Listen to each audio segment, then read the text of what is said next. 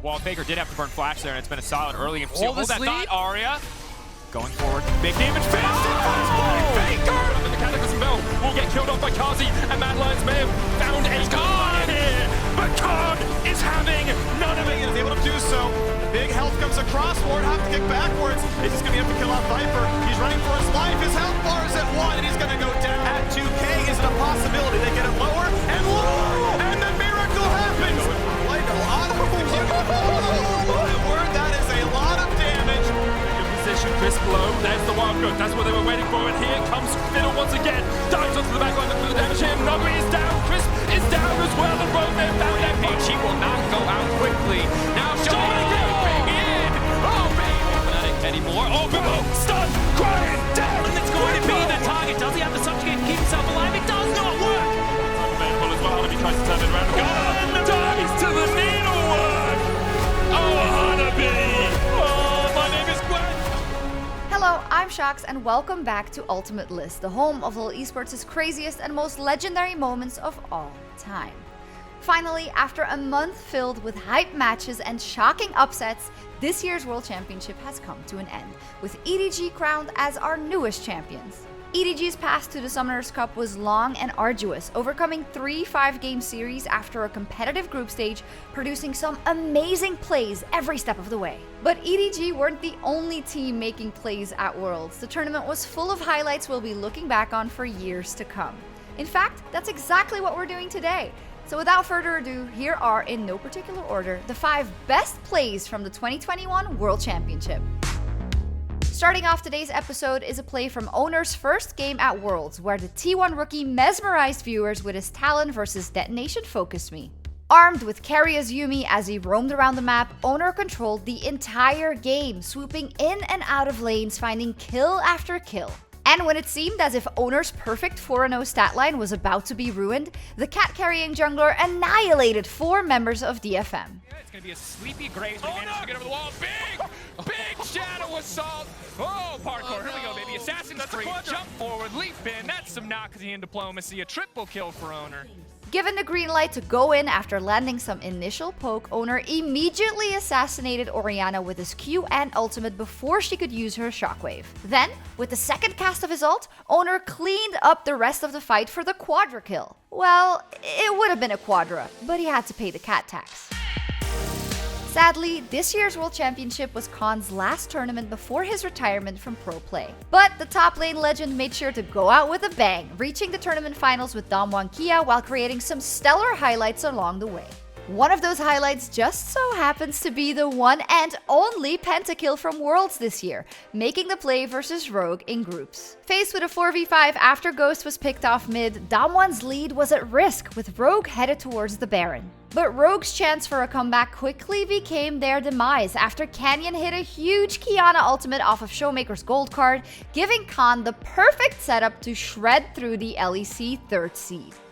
The hope is alive for Rogue. Stunned into the hook. Larson almost down, but he pops the stopwatch just in time. Supreme said Talon will come out. It's a double for Khan. Benny, the hope was there for Rogue, but immediately it's slammed right back in their faces. Canyon and Khan can do no wrong. Hansama tries to get away, but Khan gets the quadra. Can he do it? Can he find the penta here for Damwon Kia? Canyon's gonna chase down Inspired. Khan hungrily, greedily looking for it. Inspired is not gonna give it to him. He TPs.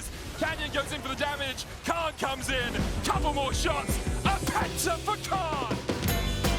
Although Rogue failed to make it out of groups this year, Hansama left Iceland looking like one of the tournament's strongest AD carries, playing out of his mind both in lane and in team fights. Funnily enough though, Hansama's most impressive play at Worlds actually involved him running away rather than fighting, breaking FPX's ankles in one of the slickest escapes I've ever seen at Worlds. Over there as Chris just pays a visit is Hansama battling against LWX. That's the bullet time. He's taken down relatively low, but Noggery's teleported in. That's the curtain call, and Hansama doesn't have a whole lot of places to go. He's playing some DDR pretty decently here. Is now trying to work out when he has the opportunity. He's got the strut available as well, and he gets himself out. Faced with a Jace flanking him from the river, Hansama dodged almost every ability thrown at him, all while baiting Noggery into the tri-bush before flashing over the wall to escape with MF's added movement speed.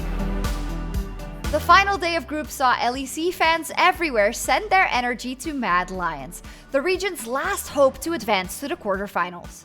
And Mad answered fans' prayers, winning their last 2 games to force the first ever 4-way tie at Worlds. All that stood between Mad and quarters was the LPL's 4th seed, LNG. A fierce battle that began with LNG jumping to a massive early lead. Mad slowly clawed their way back into the game, eventually finding themselves with the Baron and Elder buff. But when Armut got picked off late into the game, all hope seemed lost for the LEC as LNG rushed into Mad's base. Watching their Nexus turrets fall, Mad finally decided to fight, resulting in a game-winning base defense led by Carzzy, who decimated LNG as Ezreal for the delayed quadra kill.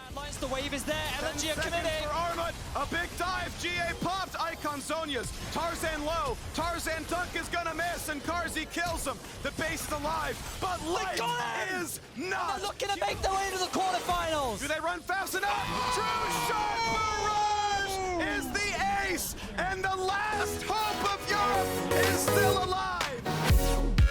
And who better to conclude this week's episode than our newly crowned world champions EDG. Specifically, EDG's top lane star Flandre, who is absolutely smurfing as Graves in the quarterfinals versus RNG. Flandre began his Graves onslaught this series in Game 2, where he quickly grew a lead on the Outlaw along with the rest of EDG, who dominated the entirety of Summoner's Rift. But during their bot lane siege, it seemed as if EDG might have overcommitted for the inhibitor, with RNG punishing the mistake by deleting Viper and JJ.